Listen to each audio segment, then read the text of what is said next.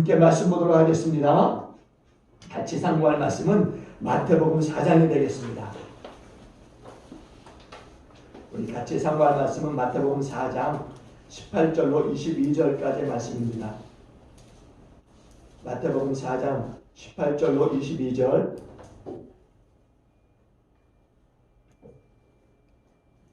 제가 된 신약성경 5쪽입니다. 한 목소리로 18절 22절 함께 하십니다. 18절 22절 마태복음 4장 18절 22절 함께 합니다. 시작. 갈릴리 해변에 다니시다가 두 형제 곧 베드로라는 시몬과 그의 형제 안드레가 바다에 금을 던지는 것을 보시니 그들은 어부라. 말씀하시되 나를 따라오라. 내가 너희를 사람을 낚는 어부가 되게 하리라 하시니 그들이 곧 그물을 버려두고 예수를 따르니라. 거기서 더 가시다가 다른 두 형제 곧 세베대의 아들 야고보와 그의 형제 요한이 그의 아버지 세베대와 함께 배에서 금을 깁는 것을 보시니 부르시니 그들이 곧 배와 아버지를 버려두고 예수를 따르니라. 아멘. 할렐루야. 한 주간 잘 지내셨습니까? 주님이 우리로 하여금 승리케 하셔서 우리가 승리하고 이 자리에 있는 줄로 믿습니다. 배가 있어야 할 곳은 물이 있는 바다입니다. 그러나 물이 배 속으로 들어오게 되면은 그 배는 가라앉게 되어 있습니다. 이와 마찬가지죠. 우리가 있어야 할 곳은 우리가 가는 세상입니다. 그러나 이 세상이라고 하는 것이 교회 안에 들어오거나 우리 안에 들어오게 되면 우리도 침몰하게 되어진다는 거죠. 오늘 우리가 선교헌신 예배를 드리게 되는데 이 선교헌신을 통해서 다시 한번 정말 십자가의 복음의 생활이 우리 가운데 회복되어지고 정말 주를 위한 그 마음, 그리고 주님께서 우리 가운데 명령하신 땅끝까지 이르는 그 지민의 그 삶을 살고자 다시 한번 결단하고 일어나는 그런 예배의 자리가 되어질 수 있기를 주님으로 간절히 축원을 드립니다. 예수님께서 공생의 3년 동안에 갈릴리 바다를 중심으로 해서 이제 갈릴리 지방에서 많은 이 사역들을 이루지 않으셨습니까? 예수님께서 30세에 이제 요단강에서 세례 요한으로부터 세례를 받으시고 이제 그때 하늘로부터 성령이 예수님 가운데 이제 비둘기 같이 내려와서 예수님께 임하였어요. 그리고 성령께서 예수님을 광야로 인도하시고 거기서 40주야를 금식하며 기도하시게 됩니다. 그리고 그때 마귀가 세 가지 시험을 하게 되는데 첫째 시험을 보니까 40일 금식 후에 이제 돌들이 떡덩이가 되게 하라고 하는 유혹이 있었어요. 그러나 예수님께서는 사람이 떡으로만 살 것이 아니요 하나님의 말씀으로 살 것이라고 단호하게 말씀을 선포하시면서 물리치셨습니다. 그리고 두 번째 시험은 성전 꼭대기에서 뛰어내리면은 천사들이 보호해 줄 것인즉 성전 꼭대기에서 뛰어내리라고 하는 유혹이었습니다. 그럼에도 불구하고 예수님께서는 이런 아까 원수마귀의 이런 시험, 그러니까 자기 과시, 명예욕 이런 것을 통한 이 비메시아적인 그 일을 하게 하는 그 일을 예수님께서 말씀으로 단호하게 물리치신 거죠. 그리고 세 번째는 이제 세상의 모든 부귀영화를 줄 터이니까 마귀 자신에게 이제 경배하라고 하는 그런 유혹이었습니다. 그러나 오늘 우리가 경배해야 될 것은 오직 한 분 하나님뿐인 것을 믿으시기 바랍니다. 예수님은 천지 만물을 창조하신 여호와 하나님만이 경배를 받으실 분이라고 이렇게 말씀하시면서 마귀를 단호하게 물리치셨어요. 이렇듯 예수님께서는 마귀의 유혹과 시험을 하나님의 말씀으로서 이기신 거죠. 그러신 후에 이제 갈릴리 지방에 있는 가버나움으로 가셔서 회개하라 천국이 가까워왔느니라고 하는 하나님의 복음의 말씀을 선포하시기 시작했습니다. 하루는 예수님께서 제자들을 선택하기 위해서 갈릴리 해변으로 가셨어요. 유대지방, 특히나 예루살렘에는요 유식한 사람들이 많이 있었습니다. 그럼에도 불구하고 예수님께서는 예루살렘으로 가시지 아니하시고 이제 배운 것이 없는 어부들이 있는 그 바다로 가시는 거죠. 그래서 이제 갈릴리 바닷가로 나가신 거예요. 그리고 마침내 베드로라고 하는 시몬과 그의 동생 안드레가 금을 이제 씻는 것을 보시고서 그 두 형제를 향해서 말씀하십니다. 나를 따라오라. 내가 너희를 사람을 낚는 어부가 되게 하리라. 그러자 이 두 사람이 어떻게 합니까? 곧바로 그물을 그 자리에 내려두고 예수님을 따라갔어요. 이렇게 해서 둘은 예수님의 제자가 되어집니다. 예수님께서는 또 두 제자를 데리시고 좀 더 가시다가 세베대의 아들 야고보와 그의 동생 이 요한이 그의 부친과 함께 배에서 그물을 깃고 있는 것을 보시고 예수님께서는 이 두 사람에게도, 이 두 형제에게도 또 말씀하세요. 나를 따라오라. 내가 너희를 사람을 낚는 어부가 되게 하리라. 이렇게 말씀하시죠. 야고보와 요한도 그 부친과 배와 그물을 내려두고 예수님을 따르게 됩니다. 이렇게 해서 예수님의 따르는 제자가 4명으로 늘어났어요. 이것이 오늘 본문의 내용입니다. 나를 따라오라. 내가 너희를 사람을 낚는 어부가 되게 하리라. 여러분, 굉장히 간결하면서도 또한 쉬우면서 또한 뭔가 멋있는 말 같지 않습니까? 나를 따라오라. 내가 너희를 사람을 낚는 어부가 되게 하리라. 그의 예수님의 이 말씀들을 보게 되면요, 예수님께서는 언제나 뭔가 상대방의 배려하는 그 말씀, 그러니까 상대방의 삶의 자리에 나가서 말씀하시는 것을 우리가 보게 되는 거죠. 그래서 농사를 짓는 농부에게는 보니까 추수할 일꾼으로 말씀하시고, 또 포도원을 아는 그런 사람들에게는 포도원의 일꾼으로서, 품꾼으로서 말씀을 하고 계시다는 거예요. 만일 이 4사람에게 예수님께서 이렇게 말씀했다고 생각해 보세요. 나를 따라오라. 내가 너희로 추수할 일꾼이 되게 하겠다. 포도원의 품꾼이 되게 하겠다. 라고 말씀하셨다라고 한다면 뭔가 좀 뉘앙스가 좀 묘하지 않습니까? 뭔가 흥분되는 그런 말씀일 수도 있는 거죠. 그런데 예수님께서 이 4사람에게 그렇게 말씀하지 않았어요. 내가 너희로 사람을 낚는 어부가 되게 하겠다. 이렇게 말씀하셨다는 거죠. 예수님께서는 고기를 낚는 어부가 아니라 사람을 낚는 어부 이렇게 말씀하셨어요. 뭔가 듣기에 끌리는 말씀 아닙니까? 사람을 낚는 어부. 사실 예수님의 이 4명의 제자들은 사람을 낚는 어부에 대한 참 의미에 대해서 알지는 못했어요. 우리가 누가복음 5장 1절로 11절의 말씀을 보게 되면은 다시 한번 예수님께서 갈릴리 바다에서 물고기를 잡고 있던 이 베드로를 부르시는 이야기가 등장하게 되는데, 성미가 급했던 베드로는 예수님을 잘 따라는 다녔지만은 사람을 낚는 일이 무엇인지 그리고 어떻게 해야 되는지를 잘 알지는 못했습니다. 그러다가 사건이 일어나자, 예수님께서 십자가에서 못 박혀 죽으시는 일이 일어나자 다시 자기의 곳, 그러니까 갈릴리로 돌아가는 일이 있었어요. 이것은 베드로가 예수님을 따라다니기는 했지만은 사람을 낚는 어부가 어떤 뜻인지는, 무엇을 의미하는지는 잘 몰랐다라고 하는 것을 말씀해주고 있다는 거죠. 그러니까 자기가 제일 잘하는 옛 직업으로 돌아갈 수밖에 없었던 거죠. 그러나 오순절 성령의 사건 이후에 이제 한꺼번에 3,000명이 전도되어지고 또 5,000명이 죽게 돌아오는 그 일들을 통해서 사람을 낚는 어부라고 하는 말의 의미가 이것이었구나 라는 것을 이제 베드로가 깨닫게 된다라는 겁니다. 사람을 낚는 어부. 그 전에는 참 뜻을 모르고 그렇게 예수님을 쫓아다녔지만은 이제 사도행전의 그 오순절의 성령의 충만함을 통해서 사람을 낚는 어부의 의미가 바로 이것이었구나. 하나님께서 우리를 부르신 목적, 우리로 하여금 사람을 낚는 어부가 되게 하는 그 부르심, 그것은 바로 여기에 있는 거죠. 오늘 바라기는요, 하나님의 부르심을 받은 저와 여러분들이 다시 한번 사람을 낚는 어부의 참 의미를 깨닫고 그곳으로 향하고 그곳에 발을 담그고 함께 걸어가는 저와 여러분이 되어지길 주님으로 축원을 드립니다. 네. 여러분, 사람을 낚는 그리스도인들, 사람을 낚는 그 어부, 사실 이것이 우리 그리스도인들의 사명 아닙니까? 사명, 땅끝까지 이르러 해야 되는 그 사명. 이 사명이라고 하는 것은 해도 그만 안 해도 그만이 아니에요. 반드시 해야 되는 것이 사명입니다.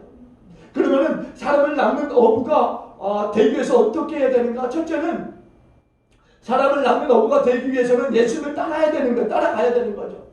신학교를 나와서 신학 지식이 있다고 할지라도 사람을 낚는 어부가 되는 것은 아니에요. 또 기도원에 가보면 여기 갈멜산 기도원이 있습니다만 갈멜산 기도원에서 많은 기도를 한다고 해서 사람을 낚는 어부가 되어지는 것도 아닙니다. 그러니까 사람을 낚는 어부는 뭐 신학교를 나왔다고 해서 뭐 기도원에서 많은 기도를 했다고 해서 되어지는 게 아니라는 거죠. 예수님을 따라야 된다는 거예요. 예수님을 따라야 된다. 예수님을 따른다고 하는 것은 하나님의 말씀에 의지해서 사는 것, 그리고 진정한 마음으로서 예수님을 본받는 삶을 이야기하는 겁니다. 첫째는요, 예수를 따라가기 위해서는 자신의 것을 버려두고 그리고 옛생활을 청산해야만 되는 거예요. 오늘 보면 4장 20절에 보니까 이렇게 말씀해요. 함께 봅니다. 한번 4장 20절 다 같이 봅니다. 시작. 그들이 곧 그물을 버려두고 예수를 따르니라. 그들이 곧 그물을 버려두고 예수를 따랐다 이렇게 말씀해요. 또 22절에도 보면 이렇게 말씀합니다. 22절 다 같이 봅니다. 시작. 그들이 곧 배와 아버지를 버려두고 예수를 따르니라. 그들이 곧 배와 아버지를 버려두고 예수를 따르니라고 말씀하고 있어요. 여러분, 이들이 취한 행동은 다른 게 아닙니다. 자기의 것을 버린 거예요. 자기의 것을 버렸다. 여러분, 자기의 것을 버렸다라고 하는 이 의미는요, 뭐 가정을 버리고 자신의 재산을 버리고 이런 이야기가 아닙니다. 여러분, 버렸다라고 하는 것은요, 이런 의미예요. 그러니까 세속을 버렸다는 거. 세속을. 주님께서는 우리가 뭐 가정을 버리고 주님만 따르는 자의 삶을 살기를 원한다, 그건 아닙니다. 자기의 것을 버렸다라고 하는 것은 세속을 버렸다는 거. 세속이라고 하는 것이 무엇이냐면요, 제가 세속에 대해서 찾아보니까 이런 재미난 글이 있어요. 뭐냐, 세속은요 주요 도시에 있어서 근본적인 세속적인 인간성이라고 이야기해요. 세속적인 인간성. 그러니까 세속적인 인간성이 뭐냐면 오로지 인간에 의한, 인간을 위한 그런 것으로 묘사하고 있는데, 세속적인 인간성이라고 하는 것은 인간에 의한, 인간을 위한 것으로 설명하면서 인간의 그 인간 사랑, 그것만, 자기 사랑만을 이야기하는 것에 특징을 두고 있다는 거, 세속이. 그러니까 인간의라고 하는 이 말은요, 무슨 말이냐, 인간과 그의 영역에 있는 모든 것들을 한정하면서 하나님께서 들어서실 여지가 전혀 없는 부분을 이야기합니다. 그리고 인간에 의한 이란 말은 인간이 이 도시의 창조자라는 의미로서 이 도시는 인간의 가치를 가지고 있다라고 하는 말이고요. 인간을 위한이라고 하는 이 말은 그 존재 목적이 인간의 영광을 위한 것에 있다라고 하는 말인 거예요. 그러니까 세속은 바로 인간 자기의 그 자기 사랑만을 주장하는 것을 이야기하는 겁니다. 사도 바울도 사람을 낚는 어부에 대해서 이야기하기를 나는 버렸다라고 해요. 뭘 버렸냐? 세속을 버렸다는 거예요. 세속을. 그래서 에베소서 4장 22절 24절에 보니까 이렇게 말씀해요. 너희는 유혹의 욕심을 따라 썩어져가는 구습을 따르는 옛사람을 벗어버리고 오직 너희의 심령이 새롭게 되어 하나님을 따라 의와 진리와 거룩함으로 지으심을 받은 새 사람을 입으라 이렇게 말씀해요. 자기의 것을 버린다라고 하는 것은 세상의 풍습과 세상의 욕심과 정말 이 세상의 그 사상들, 우상의 문화들, 그리고 더 나아가서 유행이나 허황된 꿈들을 버리는 것을 의미한다라는 겁니다. 그러니까 우리가 예수님을 따르기 위해서 어떻게 되느냐? 세상의 말들, 그리고 세상의 행동들, 세상의 어두운 사상들, 그리고 세상의 윤리, 이런 것들을 버려야 된다는 거예요. 버려야 된다는 거예요. 당치도 않은 허황된 꿈들 있지 않습니까? 그런 것들을 버려야 되는 거예요. 버려야 된다. 예수를 믿는 우리 믿음의 성도들은요, 세상 사람들과 분명히 같은 세상에 살고 있지만 또 다른 생각, 아니 완전히 다른 생각들을 가져야 되고 완전히 다른 세상의 말을 우리가 해야 된다는 거죠. 그러니까 우리는 구별돼야 되는 거예요. 구별돼야. 그래야 사람을 낚는 어부의 삶을 살아갈 수 있는 것입니다. 여러분 한번 생각해 보세요. 교회의 이 윤리의 원천이라든가 교회 빛의 원천이라고 하는 것, 이게 어디서부터 나오는 것입니까? 이것은 바로 성도들로부터 나오는 거예요. 성도들의 그 삶의 모습 속에서 드러나야 되는 거죠. 그래야 세상 사람들이 그런 성도들의 삶을 통해서 그들이 낚여질 것 아닙니까? 그래야 우리가 세상에서 사람을 낚는 어부의 삶을 살아갈 것 아닙니까? 성도들은 세속적인 것을 버릴 때 바로 예수님을 따를 수 있다라는 겁니다. 그리고 두 번째는 예수님을 따라가기 위해서는요, 예수님을 본받는 삶이 있어야 돼요. 여러분, 사람을 낚는 어부가 되기 위해서 예수님의 말씀을 배우고 본을 받아야 되는 거예요. 우리가 말씀만 배워서는 안 되는 겁니다. 그것을 따르는 삶이 있어야 되는 거죠. 사실 한국교회에 많은 말씀의 부흥들이 있었습니다. 그리고 말씀뿐만이 아니라 많은 그 훈련들이 있었지 않습니까? 그럼에도 불구하고 한국교회 성도들의 모습은 변하지 않은 모습들이 많이 있었어요. 그것은 실천이 부족한 게 실천. 말씀을 따라가고자 본받고자 하는 그 삶의 모습들이 부족함으로 나타났던 거죠. 예수님께서는 남의 가슴에 못 박는 말들을 하지 않으셨습니다. 항상 남에게 은혜가 되는 말씀, 그리고 축복의 말씀을 주셨던 겁니다. 예수님께서는 항상 듣는 이로 하여금 뭔가 기쁨과 소망을 느끼게끔 말씀하셨어요. 예수님과 같이 우리도 남에게 상처 주는 말들은 이제는 내려놔야 됩니다. 우리의 입에서 씻어버려야 될 줄로 믿습니다. 우리가 그들로 하여금 기쁨과 소망을 가질 수 있는 말씀들을 해야 될 줄로 믿습니다. 우리는 교회 안에서나 교회 밖에서 어떤 일을 당할 때마다 만일 예수님께서 이런 일을 당하셨다면 어떻게 생각하셨을까? 만일 예수님이라면 어떻게 말씀하셨을까? 예수님이라면 만일 어떻게 행동하셨을까를 우리가 늘상 기억하고 생각하고 그것에 의한 우리가 삶을 살아가야 되는 거죠. 생각하고 말하고 행동하는, 그럴 때 우리는 예수를 따르는 자가 되어질 줄로 믿습니다. 그리고 세 번째는 예수를 따라가기 위해서는 예수님께 완전히 복종해야 되는 거예요. 복종하는 삶. 여러분, 복종을 하더라도 완전히 복종해야 되는 거예요. 완전히. 사실 우리의 신앙은요, 그런 경지에까지 이르러야 되는 겁니다. 여러분 생각해 보세요. 우리가 복종을 하는 데 있어서 불완전한 복종들이 많이 있지 않습니까? 이것만은 못하겠습니다. 저것만은 못하겠습니다. 나만의 그 선이 있어요. 우리가 예수님께 복종을 하더라도 나만의 선이 있어서 이것을 넘어오는 것에 대해서 굉장히 싫어합니다. 불쾌해요. 그래서는 안 되는 겁니다. 이것까지도 허물어버리고 이것까지도 주님 앞에 복종시키는 그런 완전한 삶의 모습들이 우리 가운데 있어야 될 줄로 믿습니다. 부부간에도 가정에서도 뭐 자녀와 부모간에도 선들이 있어요. 그것을 넘으면은요 자식들도 부모들도 뭐 부부간에도 굉장히 싫어합니다. 그런데 사실 사랑이라고 하는 것이 뭡니까? 사랑은 이런 것들이 허물어져야 이루어질 수 있는 것 아닙니까? 근데 이런 것들이 허물어지지 않고서는 이루어질 수 없는 거예요. 우리가 예수를 따르는 부분도 마찬가지예요. 우리는 완전히 허물어진 것이 있어야 예수 앞에 완전히 복종할 수 있는 겁니다. 주님, 이제 주님 마음을 나를 사용하여 주옵소서. 내가 주님 앞에 드려지길 원합니다. 라고 하는 고백. 이런 고백은요 사실 내가 복종하고자 하는 마음이 없이는 나올 수가 없는 것들이에요.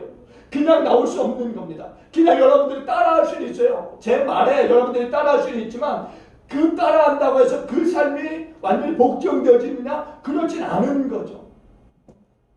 우리의 삶에 나오는 그 진실한 고백이 있지 않습니까? 그것이 있음으로 말미암아 우리의 삶은 그것을 쫓아가게 되어 있는 겁니다.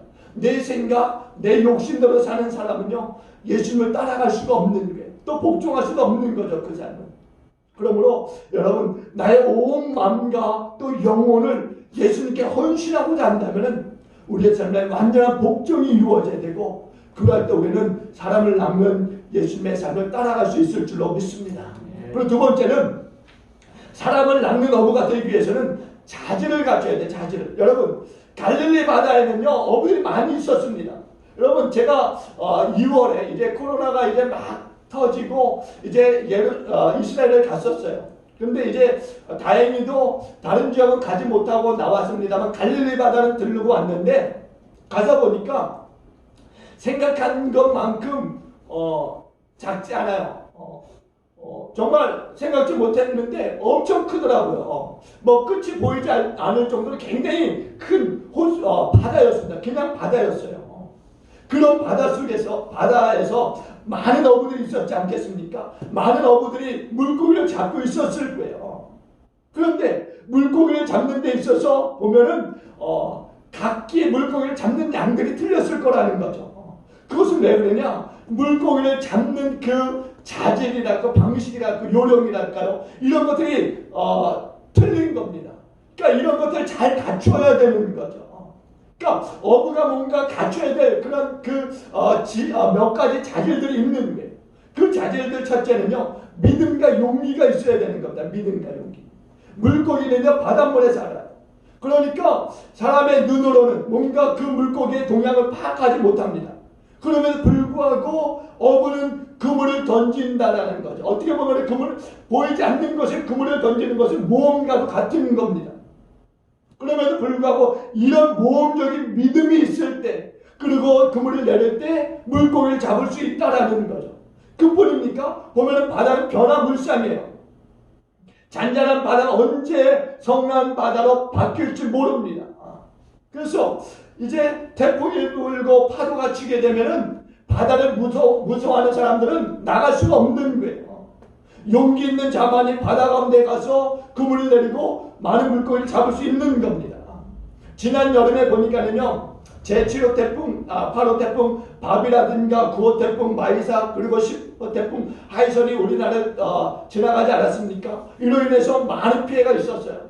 근데 그 당시에 뉴스를 보니까 기자들이 그 상황들을 각 지역에서 전해주는 데 있어서 기자들도 몸을 가누기 힘들 정도로 이제 그 상황들을 이제 이야기하는 것을 보았어요.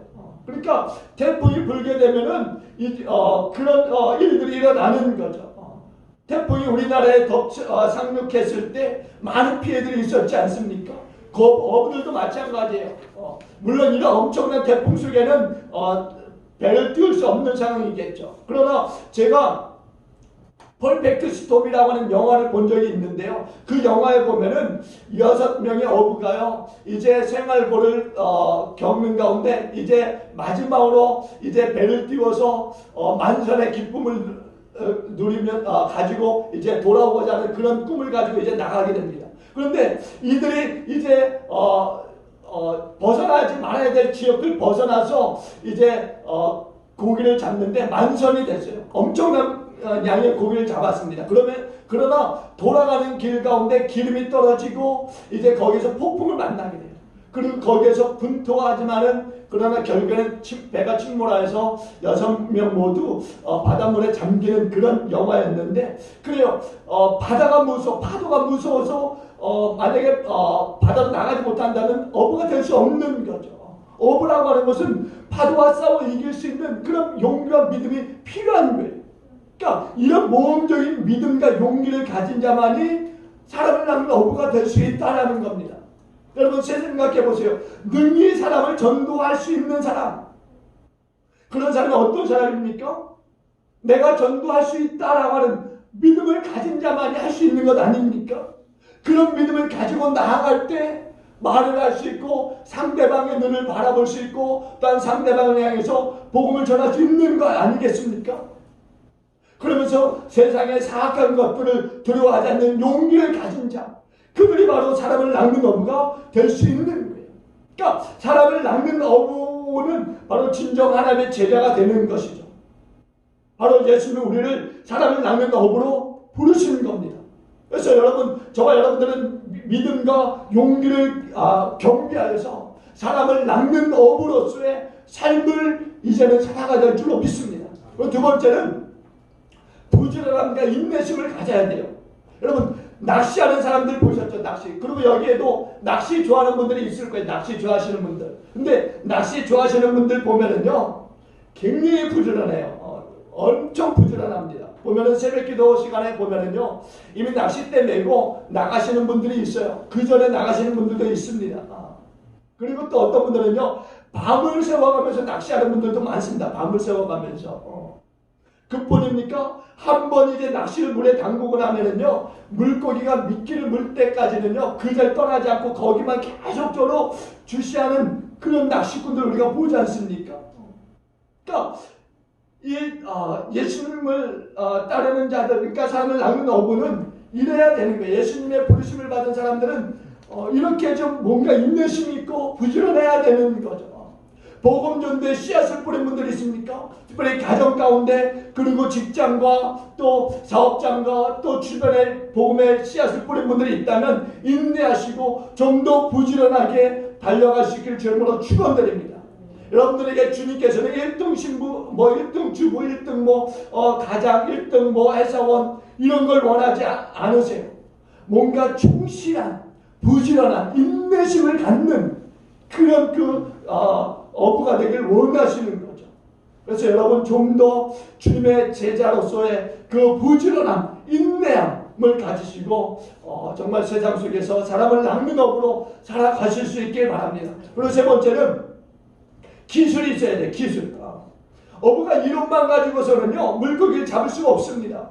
기술이 있어야 되는 거예요. 기술이 있어야 물고기를 잡을 수 있는 거죠.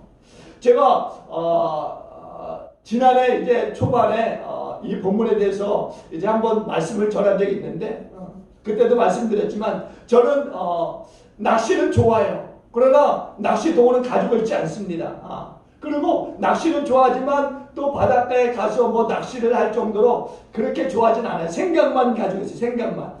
근데 낚시하러 가끔 한번 이렇게 성도들과 가는 적이 있는데 가서 보면은요 유독 낚시를 잘하는 분들이 있습니다.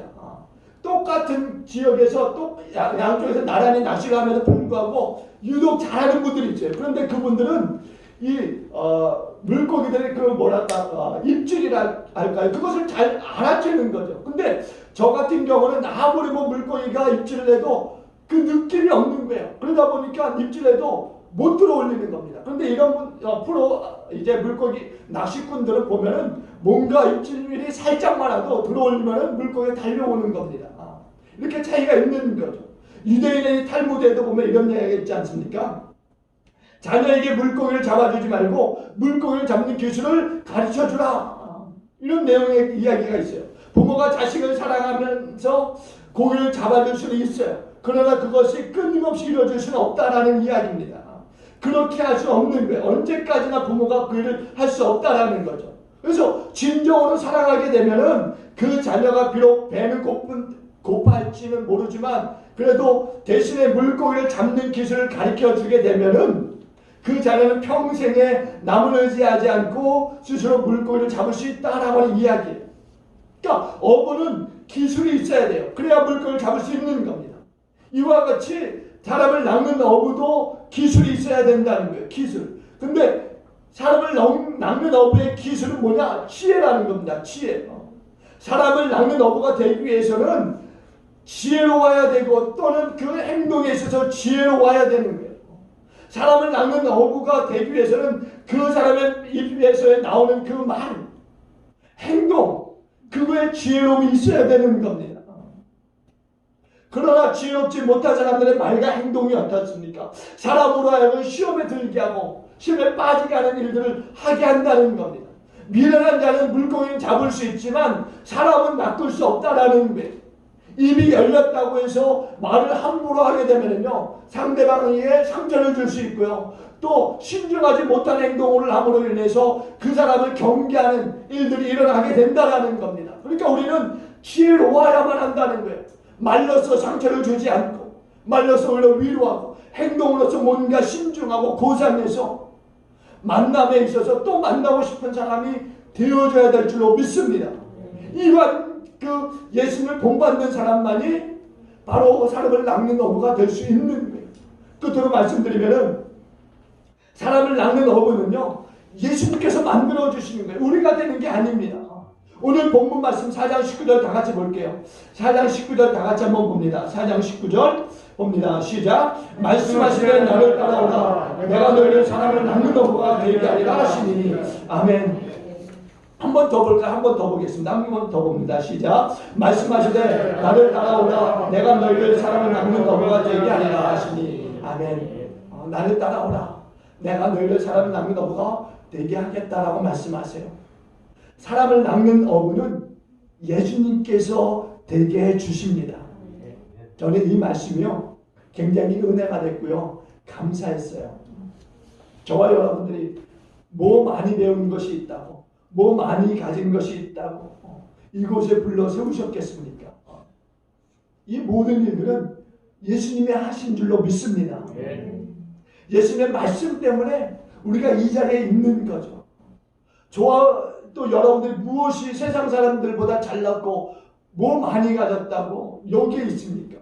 예수님께서 부르셨기 때문에 이곳에 있는 줄로 믿습니다. 그러니까 이 말씀으로 인해서 주의를 하는 데 있어서 넘치게 우리가 할 수 있는 거예요. 사실 교회 일이라고 하는 것은요 아무나 하는 것이 아닙니다. 사람의 힘으로 할 수 없어요. 물론 사람의 힘으로 어느 정도 진행은 되겠지만 곧 하다가 지쳐버리고 그만두는 것이 사람의 힘입니다. 교회 일이라고 하는 것은요, 주님이 주시는 힘으로 해야 감당할 수 있는 거예요.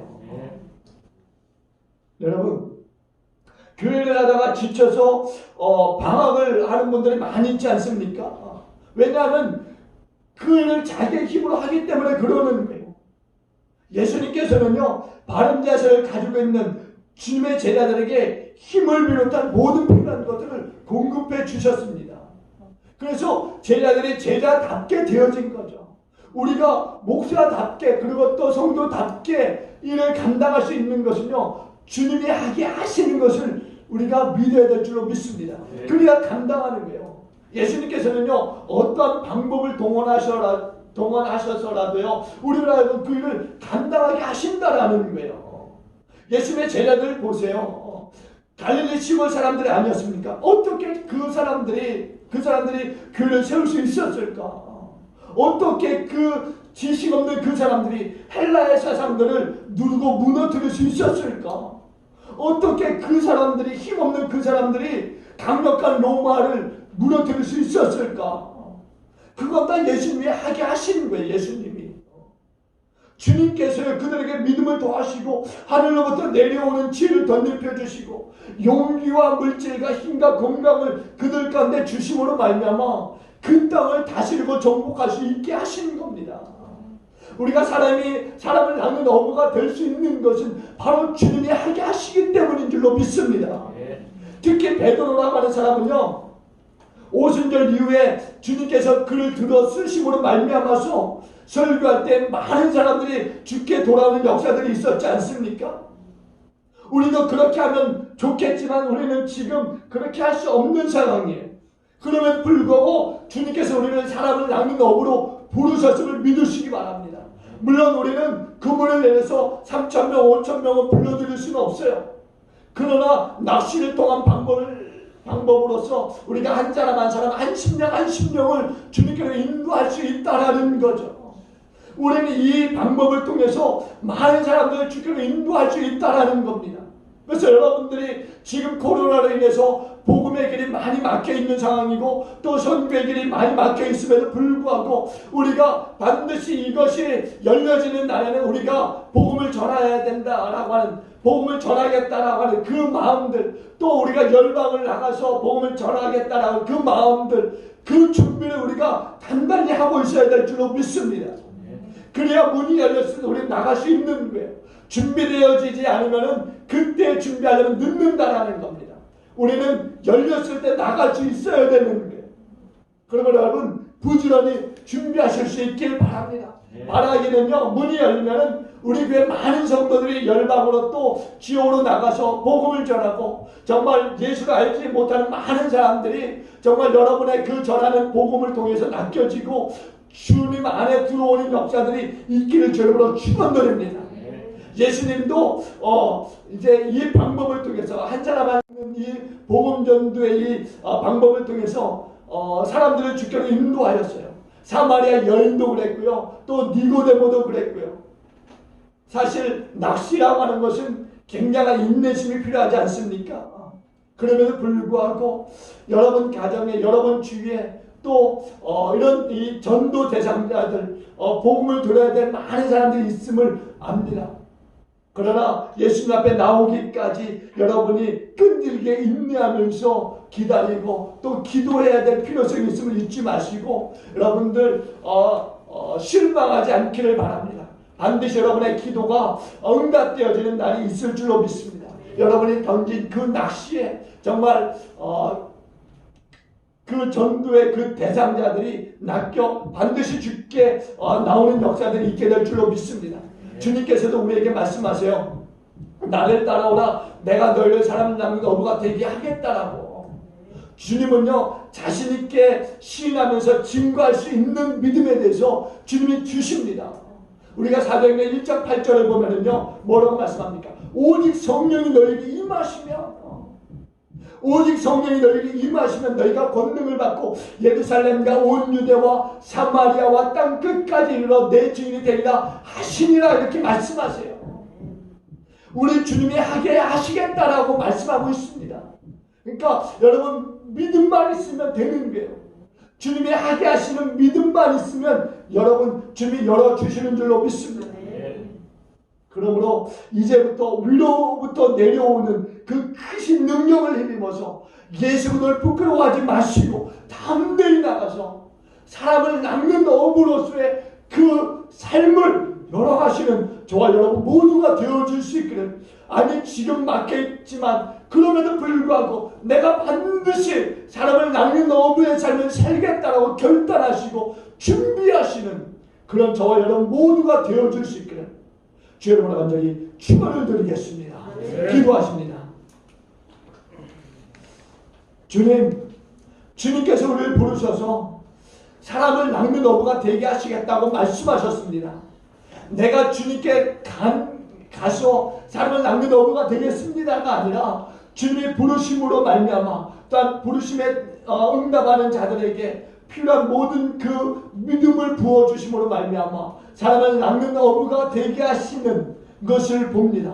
주는 우리가 주 앞에 결단함으로 나아가게 하시고 정말 주 앞에 사람을 낚는 어부로서 쓰임받으시도록 축복하여 주옵소서. 우리 주변에 많은 믿음을 잃어버린 자들 그리고 정말 많은 그 하나님을 알지 못하는 자들이 있습니다.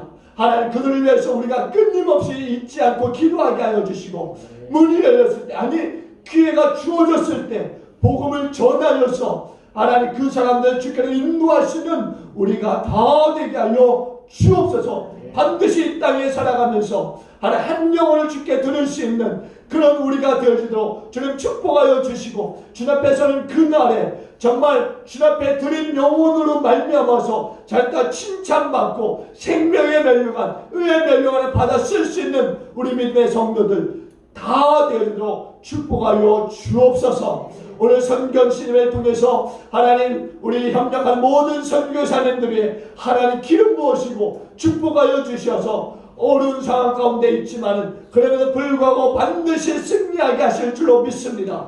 하나님 그 어려움이 오려 전화위복이 되어져서 하나님 정말 더 하나님의 열심히 일어나게 하여 주시고 하나님 전화위복이 되어져서 더 많은 믿음의 동역자들을 얻게 하실 줄로 믿습니다. 하나님 사용하여 주시옵소서. 특별히 부족한 것들 하나님 채워주시어서 하나님 일할 수 있도록 주님 인도하시고 그 복음의 전진을 이루게 하여 주시고 하나님 선교 현장에 하나님의 영광이 드러나고 하나님 아름다운 기쁨의 소식들 우리가 들을 수 있도록 하나님 인도하여 주옵소서. 국내에 많은 선교사님들 들어와 있습니다. 하나님 그들이 함께 하여 주시고 하나님 머물 것이 부족하여서 하나님 이리저리 하나님 떠드는 선교사님들이 있다면 하나님 귀한 안식처도 허락하여 주시고 물질의 어려움을 당하는 선교사님들이 있다면 하나님 채워주시고 하나님 또한 도우시는 분들 붙들어 주시어서 하나님 우리 선교사님 이 땅에서 생활하는 동안에 하나님 부족함이 없게 하여 주시고 하나님 어딜 가든 하나님 복음의 하나님 말씀을 통하여서 많은 동역자들 또한 많은 하나님 복음의 역사를 이루게 하여 주시옵소서.